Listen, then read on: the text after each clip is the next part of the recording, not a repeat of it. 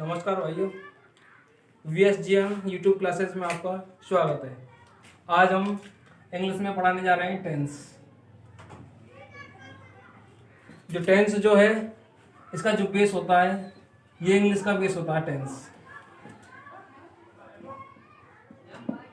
English का base होता है और जो इसका बेस है ये दो शब्दों से मिलकर बना होता है टेंस।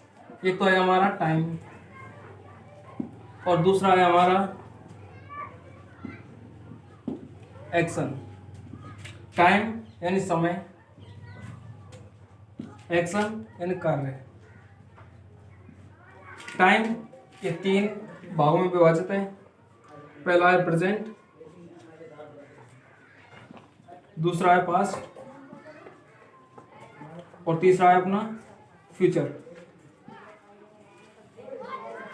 और जो एक्शन है, एक्शन 4 भागों में विभाजित है। पहला है अपना इंडेफिनेट, INDEFINITE, इंडेफिनेट।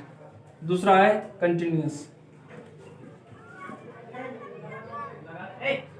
तीसरा है परफेक्ट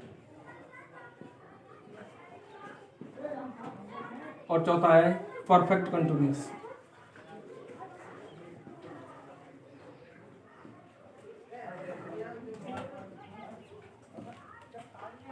पहला है हमारा इंडेफिनेट। इंडेफिनेट का मतलब क्या होता है? इंडेफिनेट का मतलब होता है जो डेफिनेट ना हो, यानी अनिश्चित।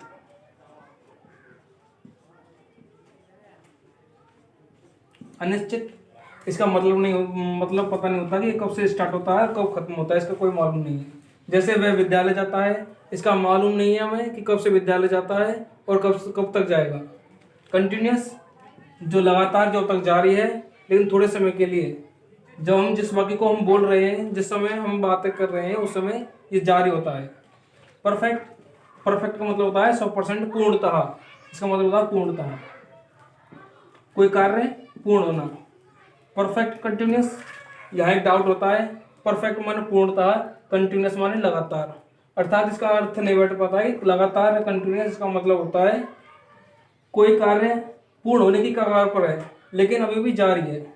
पूर्ण होने वाला है लेकिन अभी भी एक कार्य जारी है, ये होता है प्रेजेंट, ये परफेक्ट कंटिन्यूअस।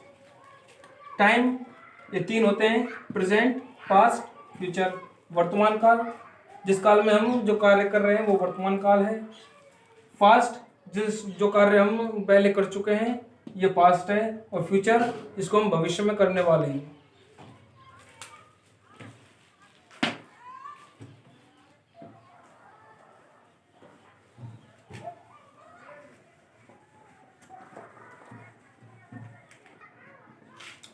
टेंस ये हमारे होते हैं 12 टेंस। टोटल होते हैं 12 टेंस। कौन कौन से होते हैं? पहला है प्रेजेंट। प्रेजेंट के पार्ट होते हैं 4। कौन कौन से? इंडेफिनेट, दूसरा है कंटिन्यूअस, तीसरा है परफेक्ट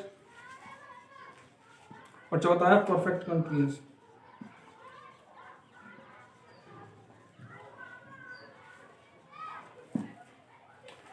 इसमें हमारा दूसरा है पास्ट। पास्ट के भी यही 4 पार्ट हैं। और तीसरा हमारा future tense.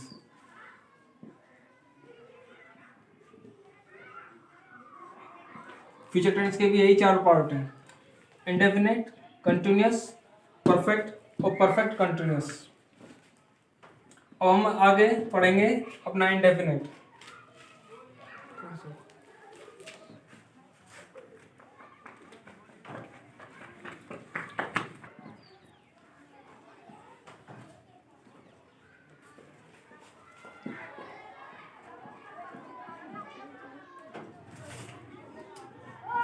Present indefinite tense, इसकी पहचान होती है हिंदी में जिन वाक्यों के अंत में ता है, ती है, ते है। लेकिन इस परिभाषा का अंत हो चुका है। अब हम पढ़ते हैं आगे इंग्लिश में, टोटल इंग्लिश में परिभाषा। परिभाषा इंग्लिश में क्या होती है? वाक्य में होता है एमबी की फर्स्ट फॉर्म, और एमबी की फर्स्ट फॉर्म होती है एस या ई एस। इसकी पहचान होती है ये, क्योंकि आजकल हिंदी में सेंटेंस आना बंद हो गया है, केवल इंग्लिश में आता है। उसकी पहचान पूछते हैं कि कौन सा टेंस है, तो इसकी पहचान होती है एमबी की फर्स्ट फॉर्म या एमबी के फर्स्ट फॉर्म के साथ में एच ई एस, आई ई एस या वी ई एस।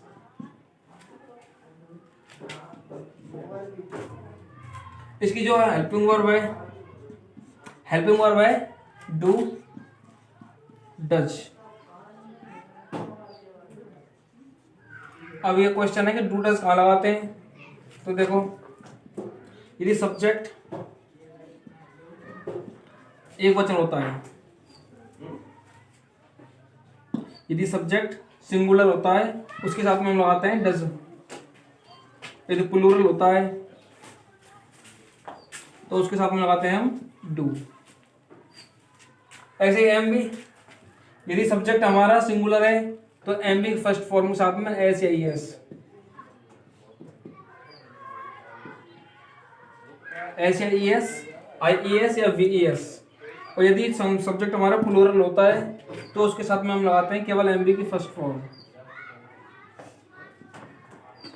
केवल एमबी की फर्स्ट फॉर्म।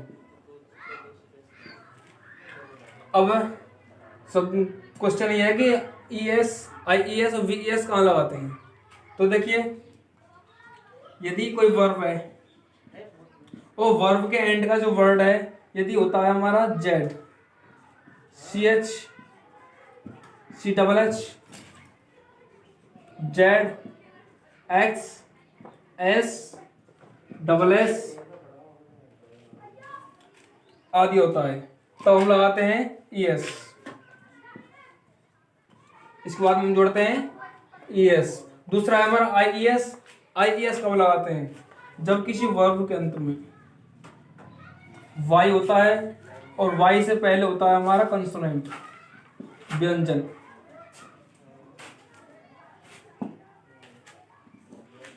वर्ब के अंत में लास्ट अक्षर होता है वाई, और वाई से पहले कोई भी कंसोनेंट होता है तो हम वाई को हटा करके उसके स्थान पर आई ई एस लगा देते हैं। तीसरा है हमारा V E S. V E S कहाँ लगाते हैं? वी ई एस यदि किसी वर्ब के अंत में एफ या ई एफ होता है, एफ या एफ ई होता है, तो हम इस एफ या एफ ई को हटा करके और इसके स्थान पर वी ई एस लगा देते हैं। जैसे क्लास में डबल एस है अंत में, तो हमने यहाँ ई एस लगा लिया, क्लासेज। दूसरा है हमारा वाई, जैसे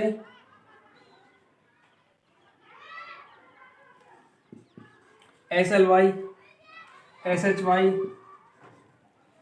साइमन होता है शर्माना, या सलाइमन होता है कपट करना, तो हम इस वाई को हटा करके आई ई एस लगा देंगे, S H I E S. तीसरा हमारा एफ या एफ ई, जैसे देखो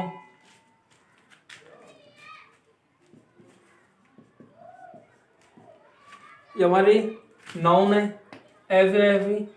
इस एफ ई को हटा करके इसके स्थान पर हम लगा देंगे वी ई एस, ये एन आई वी ई एस। ये होता है ई एस, आई ई एस और वी ई एस लगाने का कंसेप्ट। तीसरा हमारा एस कहाँ लगाते हैं? यदि ये नियम कहीं काम नहीं कर रहे हों, ई एस, आई ई एस और वी ई एस, तो वहां हम लगाते हैं एस, यदि सब्जेक्ट हमारा सिंगुलर होता है तो।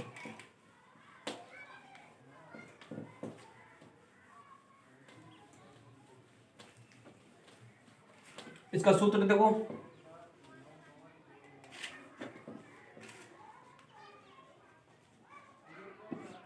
फॉर्मूला। सबसे पहले आ गई हमारी सब्जेक्ट, कर्ता, इसके बाद में वर्ब होती है हमारी दो, एक होती है हेल्पिंग वर्ब और दूसरी होती है मेन वर्ब।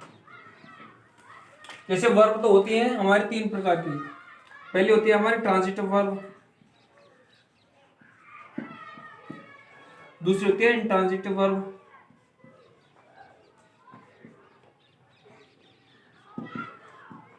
और तीसरी होती है हमारी ऑक्सिलरी वर्ब। ट्रांजिटिव वर्ब जिसे हम बोलते हैं सकर्मक क्रिया,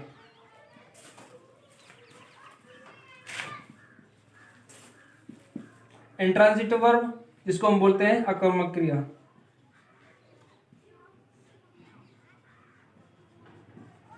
और ऑक्सिलरी वर्ब इसको हम बोलते हैं सहायक क्रिया।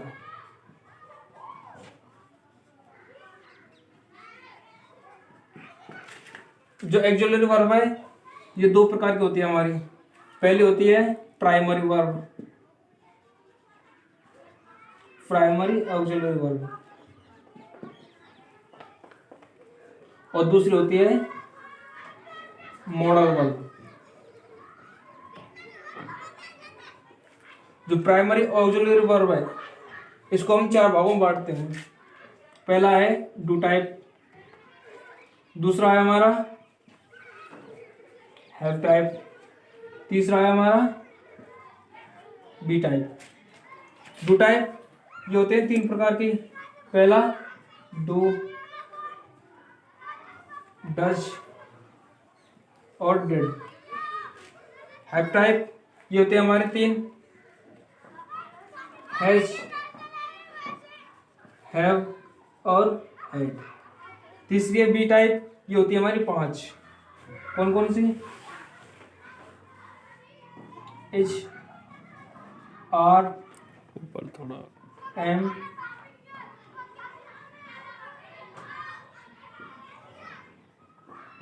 Was, verb. जो हमारे वर्ब है वो बेसिकली होती है तीन प्रकार की। पहला है ट्रांजिटिव वर्ब जिसको हम बोलते हैं सकर्मक क्रिया, दूसरा इंट्रांजिटिव वर्ब जिसको बोलते हैं हम अकर्मक क्रिया, और तीसरा है हमारा ऑक्सिलरी वर्ब जिसको हम बोलते हैं सहायक क्रिया। जो ऑक्सिलरी वर्ब है वो दो टाइप की होती है।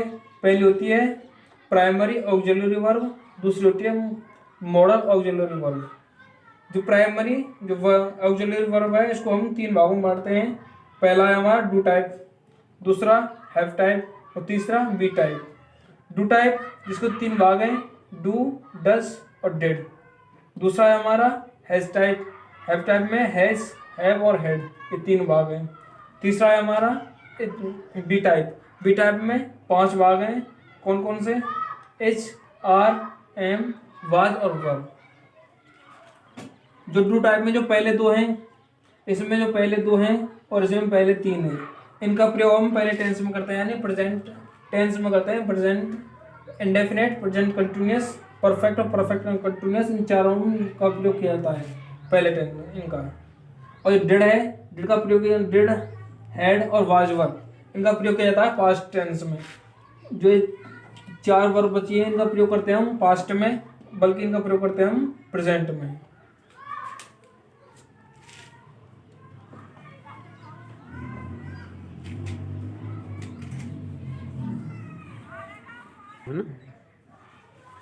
फॉर्मूला है इसका सब्जेक्ट प्लस एनवी की first form plus object plus etc. जैसे